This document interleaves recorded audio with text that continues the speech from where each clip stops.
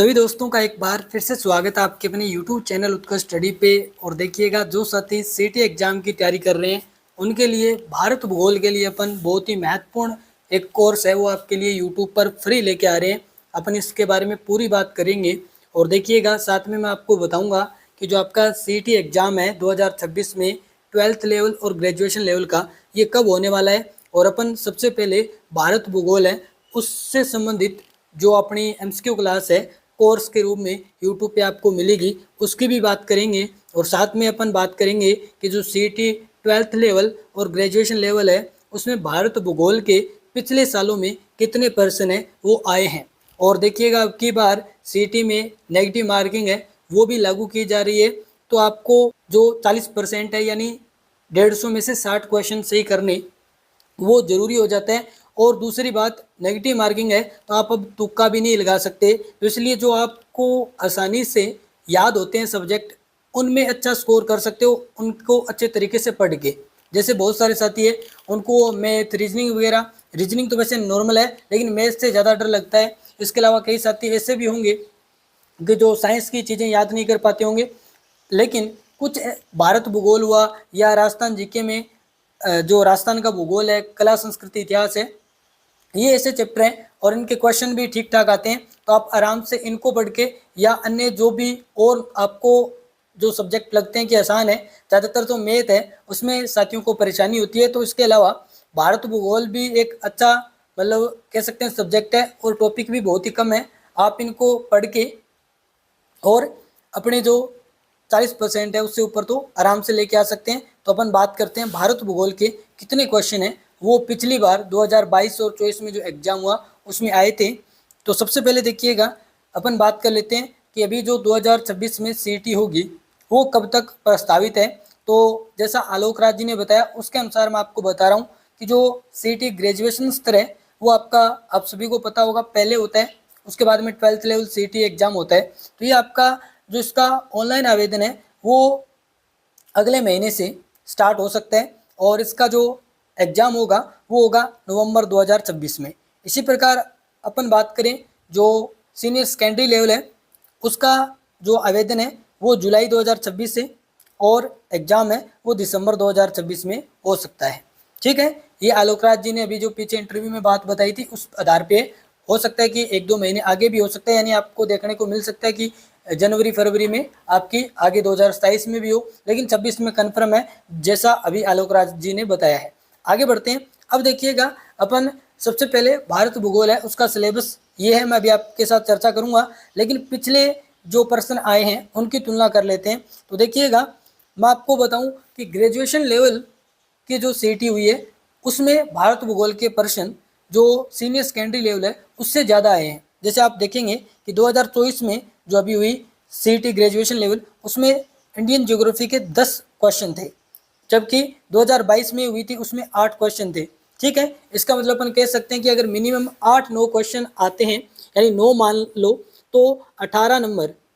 और आप देखेंगे कि इंडियन ज्योग्राफी है उसमें बहुत ही आसान क्वेश्चन है वो आते हैं। लेकिन अब की बार जैसा आलोक राज जी ने कहा है, जैसा आपने अभी लेब असिस्टेंट ज्योग्राफी एग्जाम में देखा होगा कि क्वेश्चन का स्तर है वो थोड़ा सा चेंज किया गया है, पैटर्न है वो चेंज किया गया है, थोड़े क्वेश्चन हार्ड और आपको मतलब थोड़ी डीप स्टडी करके आनी पड़ेगी। तो इसलिए अपन डीप स्टडी आधारित ही एमसीक्यू सीरीज है वो आपके लिए लेकर आएंगे और आप देखना, ग्रेजुएशन वाले भी देख सकते हैं और 12th लेवल वाले भी देख सकते हैं। अब देखिएगा, बात करते हैं जो सीटी 12th लेवल है उसमें 7% आए थे 2022 में और 24 में 6%। वैसे एक आधा पर्सन आप मानो कि 7-7% है वो आए थे।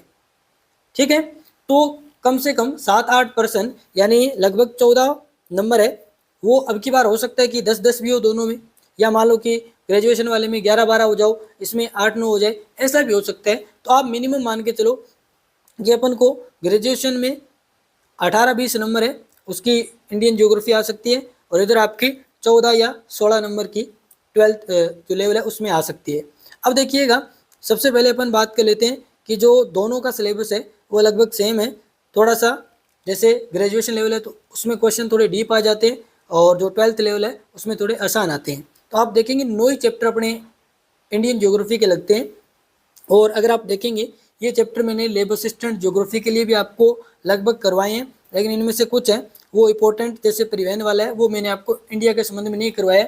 फिर भी मैं सारे एनसीईआरटी बेस आपको एमसीक्यू क्वेश्चन बहुत ही डीप और जो बोर्ड का नया पैटर्न है उस पर करवाने वाला हूँ। और आज शाम से ही ये मतलब वीडियो है, मैं लगभग यानी आज तारीख है 20 मई, तो मैं 4-5 बजे अपलोड करूँगा और उसके जस्ट बाद शाम को अपनी इस पे क्लास होगी। पहला चैप्टर अपन पढ़ रहे होंगे भौतिक स्वरूप, जिसमें पर्वत, पठार, मरुस्थल, मैदान, यानी आप कह सकते हो कि जो भारत के भौतिक प्रदेश वाला चैप्टर है उसके एमसीक्यू क्वेश्चन आज ये अपन देखने वाले हैं, ठीक है। और ये अपना पहला चैप्टर है, इसमें आप सभी ने पढ़ा भी होगा कि जो अपना एनसीईआरटी है उसमें भारत के जो भौतिक प्रदेश हैं उनको 6 भागों में बांटा गया है, वो अपन डिटेल से पढ़ लेंगे। इसके अलावा देखिएगा दूसरा चैप्टर और तीसरा चैप्टर और ये आपका जो चौथा चैप्टर, ये 3 चैप्टर बहुत इंपॉर्टेंट है। यानी अपन पिछले जो क्वेश्चन आए हैं उन पे भी मैं एक क्लास लाने का प्रयास करूंगा ताकि आपको पता चले कि कहाँ से क्वेश्चन आते हैं। तो देखिएगा ये 3 चैप्टर है ना, यहाँ से ज़्यादातर क्वेश्चन है वो पीछे, जैसे अपन ने देखा कि ग्रेजुएशन लेवल में 2024 वाले में 10 क्वेश्चन है, तो ज़्यादातर क्वेश्चन है वो आपको जलवायु, मानसून, नदियाँ, बांध, झीलें, सागर और वन्य जीव अभ्यारण्य, इनसे संबंधित ही मिले हैं, ठीक है। अब देखिएगा एग्जामिनर कई बार क्या करते हैं, वैसे आप देखेंगे अभी लेब असिस्टेंट ज्योग्राफी तो उसमें 66 यूनिट थी, लेकिन क्वेश्चन आप देखेंगे लगभग 30-35 यूनिट के ही क्वेश्चन थे, बाकी 20-25 यूनिट के प्रश्न आपको देखने को भी नहीं मिलेंगे, ठीक है। इसी प्रकार मैं कह रहा हूँ कि कई बार क्या होता है एग्जामिनर, अब जैसे 9 चैप्टर है तो 9 चैप्टर में से 4-5 चैप्टर से ही जितने क्वेश्चन 8-9 पूछने होते हैं पूछ लेता है, 3-4 छोड़ देता है।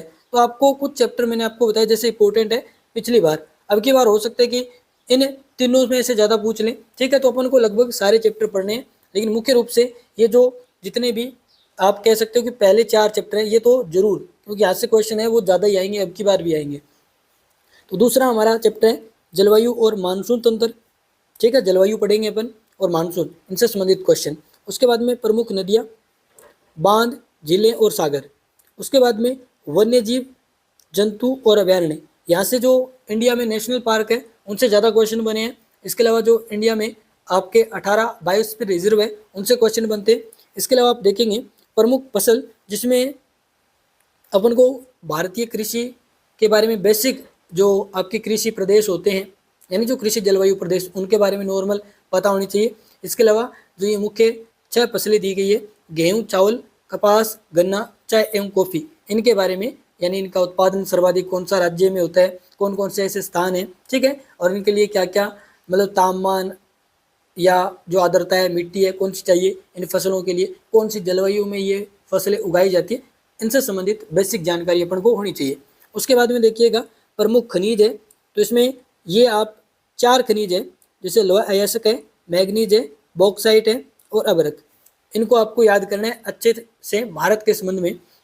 उसके बाद में देखिएगा ऊर्जा संसाधन, यहाँ से भी क्वेश्चन है एग्जामिनर बना लेता है, जैसे अपन पढ़ते हैं सौर ऊर्जा, पवन ऊर्जा या कोयला, खनिज, पेट्रोलियम, सारे ये आपके जो परंपरागत जो अपन पढ़ते हैं ना, कोयला, तेल, खनिज में आपके जो प्राकृतिक गैस वगैरह, जबकि गैर परंपरागत में अपन पवन ऊर्जा, सौर ऊर्जा ये पढ़ते हैं मुख्य रूप से। तो यहाँ से क्वेश्चन इन 5 से ही बनता है। इसके अलावा अपन को पढ़ना है प्रमुख उद्योग, जिसमें भारत में लोहा इस्पात उद्योग है, ठीक है, एल्यूमिनियम उद्योग है या अन्य जितने भी है आपके जो इलेक्ट्रॉनिक से संबंधित है या जो आपके प्रौद्योगिकी से संबंधित है वो पढ़ने हैं। और सबसे महत्वपूर्ण कि आपके औद्योगिक प्रदेश है 8, वो दिए हुए हैं, तो आपको वो भी पढ़ने होते हैं। पिछली बार क्वेश्चन भी आया था औद्योगिक प्रदेश से सीधा का सीधा। इसके अलावा 9वां चैप्टर है अपना राष्ट्रीय राजमार्ग और परिवहन के साधन एवं व्यापार, यानी अपने NH के बारे में पढ़ना है, नेशनल हाईवे। अब जो अपनी नेशनल हाईवे अथॉरिटी है उसके बारे में भी जानकारी होनी चाहिए, और जितने भी अपने मुख्य भारत में NH है उनसे संबंधित भी जानकारी होनी चाहिए। और ये अपना NH है वो राजस्थान से भी गुजरते हैं, तो अपन से ज़्यादातर राजस्थान के आसपास वो पूछता है, ठीक है। इसके अलावा परिवहन के साधन, जैसे अपने रेल परिवहन है, सड़क परिवहन है या जल जो परिवहन है, जो अपन आंतरिक जल परिवहन पढ़ते हैं नदियों के माध्यम से, वो सारी जानकारी है वो इस चैप्टर में अपन पढ़ते हैं। तो अपन आज से ही MCQ है वो सीरीज स्टार्ट करेंगे। तो सारे साथी क्या करेंगे, इस चैनल को लाइक, शेयर, सब्सक्राइब है वो कर लेंगे, और आपको रेगुलर क्लास है वो मिलेगी। जैसे अपन मान लो कि ये 9 चैप्टर हैं, तो अपन 15 दिन में कंप्लीट कर लेंगे ये सारे के सारे एमसीक्यू क्वेश्चन। और क्वेश्चन देखिएगा, ऐसा नहीं होगा कि मैं नॉर्मल सीधा लेके आऊँगा, जैसे अभी एग्जाम पैटर्न नवीनतम पैटर्न है उस पर क्वेश्चन आएंगे, ठीक है, वैसे के वैसे आपको मिलेंगे और थोड़े डीप क्वेश्चन मिलेंगे। तो सारे साथी अच्छे से जो पहला चैप्टर है उसके मतलब जो अपनी क्लासें हैं वो देख लेना, या मेरी जो बुक है लैब असिस्टेंट ज्योग्राफी के लिए अपन ग्रुप में भी डाल रखी है, मैं लिंक भी दे दूंगा वीडियो के डिस्क्रिप्शन में, वहाँ से जाके आप बुक है वो बहुत सारे साथी लैब असिस्टेंट ज्योग्राफी वाले भी होंगे तो उनके पास ऑलरेडी होगी, लेकिन जो नए सीटी के लिए भी जुड़ रहे हैं वो जरूर, क्योंकि अगर आप सीटी देते हो, चाहे जिन्होंने 12वीं पास कर रखी है तो वो 12वीं पास वाली देंगे, जिन्होंने ग्रेजुएशन कर रखी है तो ग्रेजुएशन वाली। इससे क्या होगा कि ज़्यादातर जो भर्तियाँ आप आगामी देखेंगे जो अगले साल 2027 में आएगी वो सारी की सारी या तो 12th वाले सीटी पे बेस होगी या ग्रेजुएशन वाले पे। तो फिर अगर आपने दोनों में से दोनों ही नहीं किए तो आप आगे भर्तियों के लिए जैसे वीडियो पटवारी एलडीसी वगैरह जो भी हो उसमें आप अप्लाई नहीं कर पाएंगे।